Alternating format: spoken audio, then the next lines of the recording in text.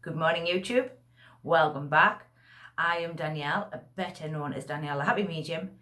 And in this video, I want to talk to you a little bit about your relationship with the spirit world and why it is so very important that you keep that relationship, because it is, after all, yours, unique, and to you. For me personally, I've seen my mediumship evolve over the years, and things I've believed in I don't believe in now, and things I've seen, I don't see what I first saw when I first started doing my mediumship, and I've seen lots of different things over many different years, and I suppose that sort of shaped my mediumship in some way, and has shaped also my relationship with the spirit world, from a medium who used to give the little old grannies with grey hair to a lady now who gives, people who jump off the back of cruise ships. There's been a steady development with my relationship with the spirit world. And that has taken time. It has come over many years of different experiences, from, learning the very basics, right from like protection, non-protection, to grounding and not grounding, right through to allow my mind to be a lot more open with the intention of using the spirit world more in order for mediumship to move forward.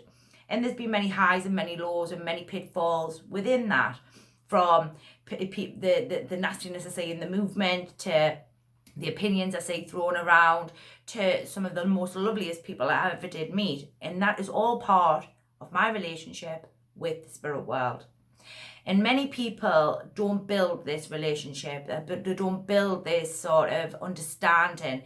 They don't allow their mind to be open in order to allow that development with the spirit world. And what we have to understand more than anything when we're doing mediumship is that it is but a team. We are a team. So I am the medium, there is my spirit team, and then there's also the general public. And it's a three-way street, as I like to call it. And if one of them sort of out of kilt, you will always find that your mediumship either needs some sort of work, you need some work, or the general public need to understand you more in order to be able to accept you for who you are. Now, in mediumship, there's lots of us out there, thousands and thousands, millions of us, and for lots of different reasons, and I've done a video on that, and I'll put that at the end there. And many have exceptionally good advice. Some have, their opinions. Other people have, trialed it and tested it and done specific scientific work to back up their particular subject matter in which that they talk about. And I personally, over the years, have started to do more and more fact-based work with the spirit world, more proof that, guides exist, guides work with communications, that, the intention is only but that, in order to build what I call case studies, in order so that, that information is always there to hand. And I couldn't do this without the spirit world. I couldn't do my work without the spirit world. And what we have to accept and understand is that we are only but a human. We are only but the medium. We're just the instrument. The rest is, a lot of it's up to the spirit world. And it's like anything. We, over time, especially humans, we meet people, friends, partners, lovers, husbands, whatever it may be there.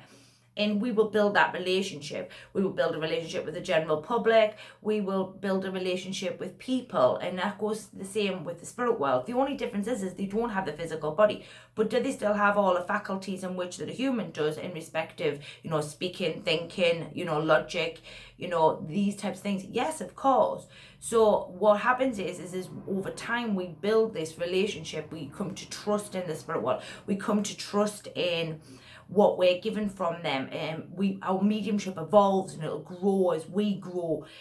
Some people, their mediumship doesn't grow. They choose to stay exactly in the same place that they were when they first started, and it never seems to really move forward from there. Other people do extensive work, like myself and thousands of other mediums out there. Others take their time. Others do it at a very fast pace. Everybody does it differently, and that's what this video is about. I want to talk to people, every medium, anybody who's watching this, the general public, whatever it may be. What we have to understand is that we're all unique, each and every one of us. We are all perfect in every way. It's only the fact that we have flaws, or we think we have flaws, that makes us think that we're not perfect. But what we have to understand is mediumship, or your relationship with the spirit world is just that. It's your relationship. It is what you think, what you believe, what you associate with the spirit world. So whether you're putting labels on, whether you're talking about doorkeepers, whether you're talking about having no protection on, whether you're talking about having protection on, whether you're working with angels, whether you're working with tools, that's your relationship. That's where you are right now within your mediumship. And there's nothing wrong with that. And you shouldn't be feeling to be pushed or shoved or opinions being thrown at you, and you then be feeling like you have to take that on because everybody else is doing it. Everybody else is listening to this one, that one. They're saying this, they're saying that. When really what you should really be doing is listening to yourself. We have a responsibility to ourselves to take what resonates and to dump the rest, to let it go. But don't change you or your belief system just because some Joe says that they know best, or they've got some opinion that seems to sound so very magically wonderful, but there's no real proof behind the back of it. And what you have to understand as a medium is that you're going to find these things as you're going along that path within your mediumship. If your guide says one thing, then go with that, because what we have to understand is that the spirit world is far more intelligent than we will ever be, and they know the plan far more than we will ever know. They hear discussions and talks that we don't even know about. They know about everything and anything and a little bit more. So when the spirit world's talking to you, you have to make sure that you're listening to them. You're listening to what your team's saying. I'm not saying here that you shouldn't be open-minded with your mediumship, that you shouldn't always be looking to evolve or to grow in some capacity, because that would be really, really helpful. But what I am concerned about and what I'm really worried about as I'm watching in the movement and as I'm watching across multifaceted platforms, there seems to be a big thing at the minute of people ramming opinions down people's necks, and people are taking that upon themselves, and then what they're doing is then commenting or saying stuff, but then pointing the finger at people who may not quite believe, or them who maybe need a little more time, or those who need a bit more compassion. And for those who are looking in, especially for the newbie's quite unsure of what's going on. Their relationship isn't established. Their relationship with the spirit world isn't there yet. For me, I'm lucky. I have that relationship, as lots of other mediums do who are out there in the industry. But for the newbie who's trying to sort of get a grip of what's going on, the extrasensory system's going on, they're trying to find these guides, they're looking for knowledge. What I'm concerned about is the fact that what may happen is that these onlookers are going to be sort of pulled back because they have been sort of maybe taught a different way, and the way that some other people teach is very different, and there's no compassion there. There's no sort of let me help you understand. It's you will take it this way, you will do it that way, it is this way. And then within the subject matter, there's other people sort of on that bandwagon, sort of pointing fingers because they don't quite believe. And that for me isn't what mediumship's about. That's not what teachers, mentors, mediums, or any of us should be doing. We should be actively encouraging people to be as open as possible, to be able to accept that they may see things from a different viewpoint. And it's going to take that medium or that relationship with the spirit world a little bit more time and a little bit more encouragement, because they just need that little bit extra coaxing. But in all honesty, your relationship with the spirit will always be yours. Don't always listen to what's going on out there, because not everything's true, right, and accurate. Not everything's exactly as they portray it to be. And what you have to understand is from every viewpoint, including my own, it is only but my thoughts and my feelings, apart from the fact that I've got some facts to back it up, but that doesn't make me any better.